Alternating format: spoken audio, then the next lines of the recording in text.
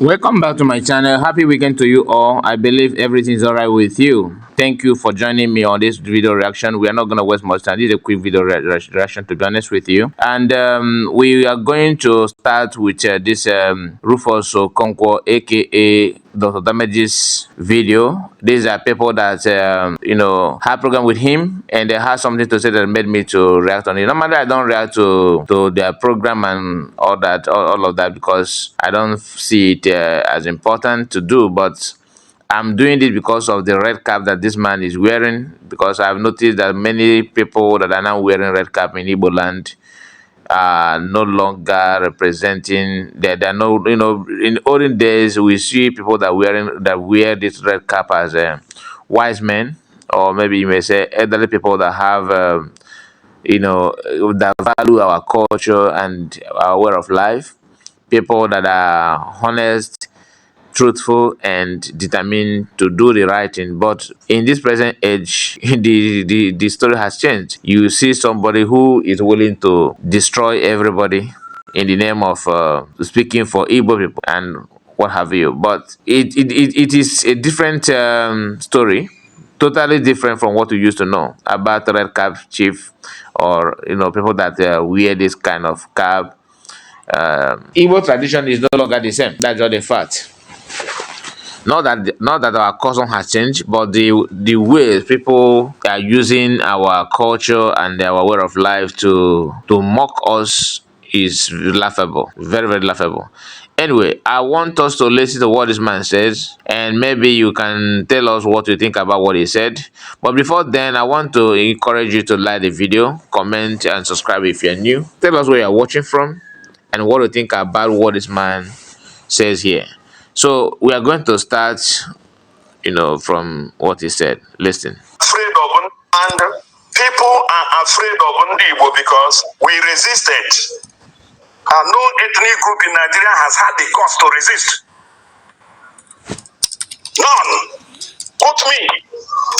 None has had the right, the guts to resist. Only Ndibo resisted. Not just Ndibo, the old Eastern region, made up of Southeast and the greater part of South-South. They resisted. Now, that is why anytime anybody comes up from the Southeast, that history, that feeling that, look, this is a repeat of Biafra war, comes up, and suppression becomes the response of the federal government. So if we understand this, we know that anytime you don't equate somebody like Monday Boho with Nnamdi Kanu, because they are coming from two different perspectives. Monday Boho is Yoruba. Yorubas never resisted. They never did. Nnamdi Kanu is coming from the Southeast. Southeast resisted. And that is the difference between him and others. That resistance is what the federal government is afraid of. They don't want another Biafra. So what we need is political maneuvers so we can solve this problem diplomatically. That is what we need. And that is what Toludo believes in. We cannot afford to egg our people into another Biafra war. We can't survive it. We will be pushed back more than 50 years again. That's the truth. So, and if you look at how the world is organized, let me tell you, nobody cares whether the Southeast is wiped out or not. Look at what is happening in Gaza. Look at what is happening in Ukraine. Look at what is happening everywhere. Nobody cares. Nobody cares whether you are wiped out or not. So you need to think about your own security and survival. Look, if war breaks out in Nigeria against Ndi Igbo, the world will turn their back. They did that before. During the Biafra war, when 2 to 3 million of the Biafrans were wiped out, where was the world? Where was the world? The world turned their back. Until today, nobody cares.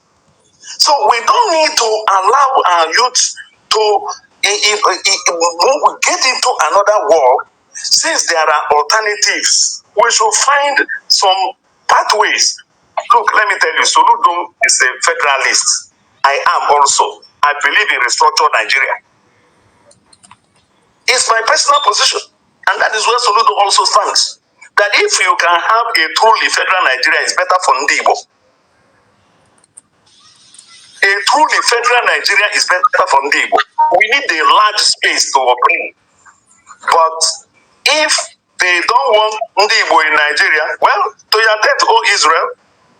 But I believe that nobody has said that Ndibo should leave Nigeria. We need to understand this.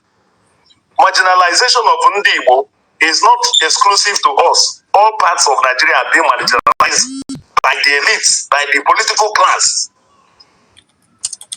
There is no section of this country that is not marginalized. Go to the north and see poverty. Do you know that Northeast Nigeria is the poverty capital of Nigeria, of Nigeria and of the world? Do you know that Northeast Nigeria is the capital of the world's greatest concentrations of illiterate populations? It's not in the Southeast. It's not in Anambra State. So what we need is to get our rights in Nigeria, fighting for restructured Nigeria, a truly federal Nigeria.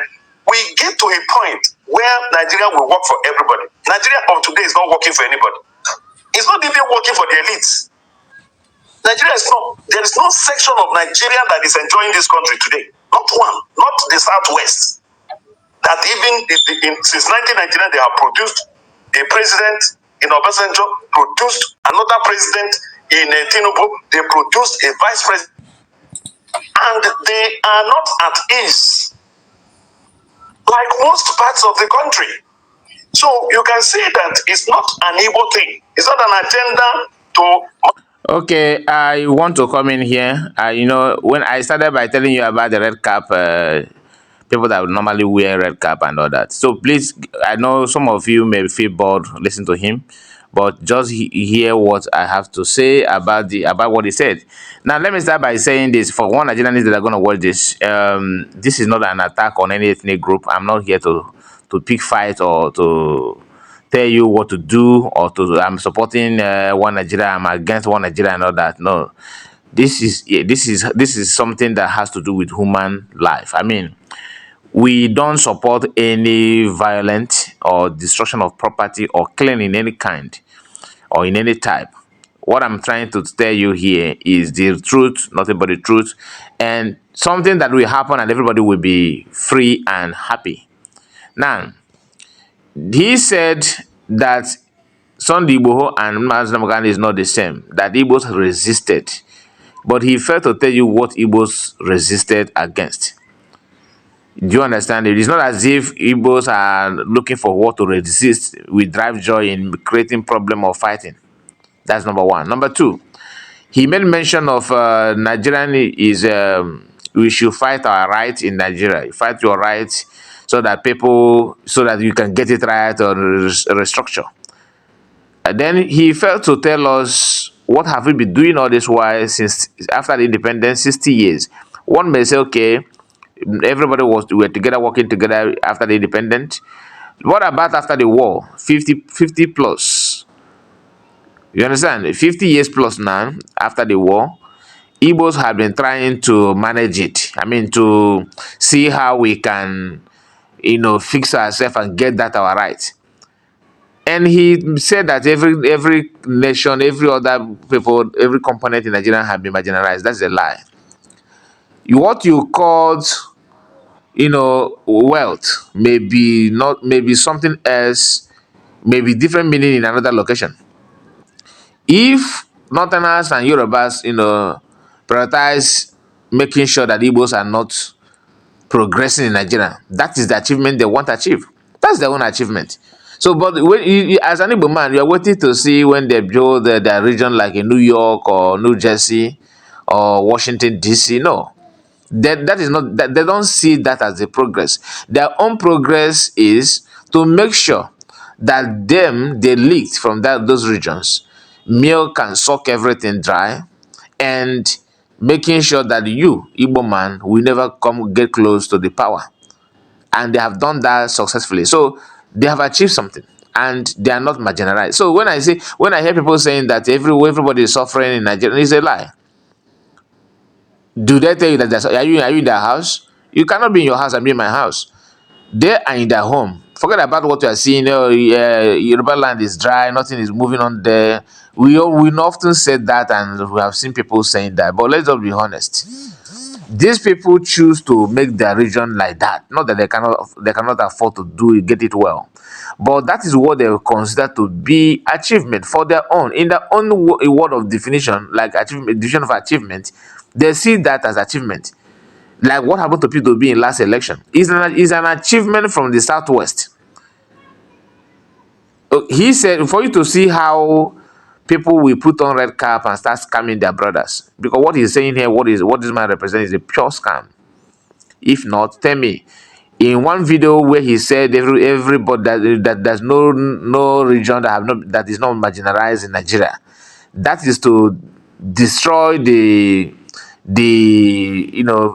public public opinion or public belief that Igbos Southeast are marginalized. You say an Igbo man telling you that this marginalization that we're talking about is also in every other nation, in every other ethnic group, knowing fully well that what he's saying is a lie. Because if that is not a lie, how can you explain this to me? That in one video where he claimed that every other people have been marginalized, and that is in the same video he made mention of Southwest producing two presidents and one vice president. Then in the Southeast, nothing. So how can you explain that to me? Because sometimes they sounds like they're educated, they're intelligent, they're smart, but once you can connect the dots, I mean, to trying to understand, to make meaning out of what they're saying, you find out that they're exposing themselves. The best way to hold them or catch them with their lies is to pick their point, note it, and follow what they're saying. You are going to see the contradiction. Within this video is just 5 minutes, 5 minutes, 9 seconds. I mean, the video that I'm analyzing is 5 minutes, 9 seconds. But within that video, within these 5 minutes, this man contradicted himself severally. He said that Charles Oludo is a federalist or whatever you call that. That they believe that the restructuring Nigeria is the best way to go. I'm not against restructure. I'm not even against you being a one Nigeria. Because some of them think that when you say Biafran and freedom, that it simply means that you're calling for war. That is a way to kill people. They just want to use that. Just because before you kill a dog, you have to give a dog a bad name to kill that dog. Not that they don't know that what I'm saying is a lie. How is that an offense that you said that you I want you to live and I want also to live? How is that a crime? Anyway, that's a story for another day. Now let me reply to what he said about restructure. The same man that claimed that he's talking about the Yawa youth should avoid anything that will bring war and all that. The same man saying those things is also telling you that restructure is the best way to go. But he refused to tell you that current vice president, not past, current one, Shetima, said it publicly to hell with restructure. Did you see any video of this man trying to question Shetima? Because they ignore what Shetima said, knowing fully that Shetima have more upper hand in Nigeria than them. They ignore what Shetima said. They will not turn around to their children, which are youth, and say to them, come, let us focus on it. Let us be serious in this Nigeria. It's going to get well. We are going to make sure that we restructure Nigeria. But the person that you are looking up to restructure Nigeria is telling you to hell with you. We, the children, of course, have heard the man what he said. As a father, you claim that you are, because this is red cap that you are wearing is the reason why I'm actually responding to what you're saying. Because normally, what they discuss in Dr. Damage's platform, I don't say much. If I feel like that I must share it, I'll just share it without going deeper. I will just say just few words, but seeing this red cap on your head, it reminds me of a lot of people that are wearing the same cap and at the same time yapping nonsense. They don't even know what they're saying, and they keep on making mistake after mistake after mistake after mistake, and they are the first to tell you that you guys are wrong. So how can you restructure Nigeria? P2B have done everything to become a president. Can any Igbo man, how many Igbo man will beat P2B's foolishness trying to be president of Nigeria? How many Igbo man will beat his record now? Going to handshake with Gumi that have killed people that are the same fate of P2B, that are kidnapping people and taking ransom. Then P2B went to break fast with Muslims. I'm not against it, like I said, but I'm just trying to recall to connect the dots so that you understand what P2B went through. Yet he failed, and not only that he failed, ordinary Igbo people doing their business, not all that they're not doing their business for P2B. They are not working for P2B. This is a private business in Lagos. Their house and shops were burned down without people to be condemning it, let alone visiting the place or sympathize with the marketers or the business people. No, no, no, not at all. People who got beaten, received beating of their life during the election for P2B. P2B did not condemn that, just to maintain, to see if he can navigate his way to president. A lot has happened. And each time I see people of this age, of this man age from Igbo tribe, saying what he's saying or acting the way he acts, I felt like, that we have lost everything.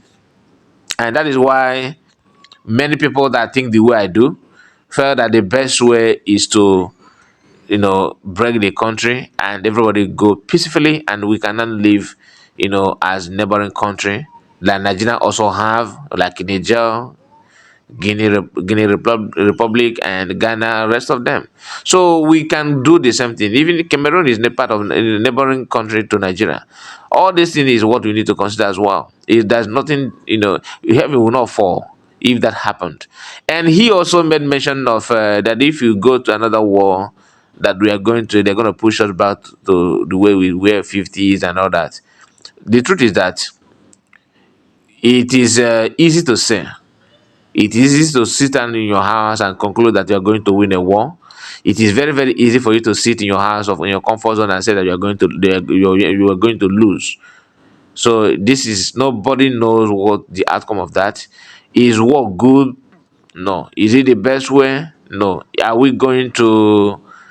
choosing driving joy in any violence? That is no. But not when you are being pushed to do so. That's different from you want to do it willingly and you are being pushed to do it. So they're not the same. And I believe that anybody that have open mind will understand what I've just said. So, like I said, I'm not in support of violence. I'm not in support of war. I'm not in support of killing or of any type of anybody. But am I in support of bandits and terrorists to kill my people? The same way I'm not in support of anybody killing. It's the same way I'm not in support of bandits or terrorists to kill or to take or to invade homes or land of people. Be you Nigerian army or non-Nigerian army, whoever you are, killing is bad. So that is where I stand. But that's what is called self-defense. If I see that you are coming to kill me, I don't need to lay my head on ground so that it will be more easy for you to chop it off. That's what we need to understand. That's different between, defending yourself and fighting, taking war to the enemy. So they're not the same thing. And until we learn how to differentiate these things, we may end up making the same mistake again and again. Not everyone that you see wearing red cap is sensible. That's what you. Even if you don't want to learn any other thing from this video, in this present age that we are, as an Igbo Biafrans, or as an Igbo people, anybody, not everybody that you see wearing red cap is for you. Most of them are criminals. Most of them are the problem that you have in your society. So red cap is, can anybody can afford it? Every Coco can put the red cap on their head and all that and claim that they are traditionalists and the rest of them. Anyway, my people, tell me what you think about what we just discussed, and God bless you. I'll see you again on the next one. Please don't forget to subscribe and like the video. God bless you. Happy weekend to you all.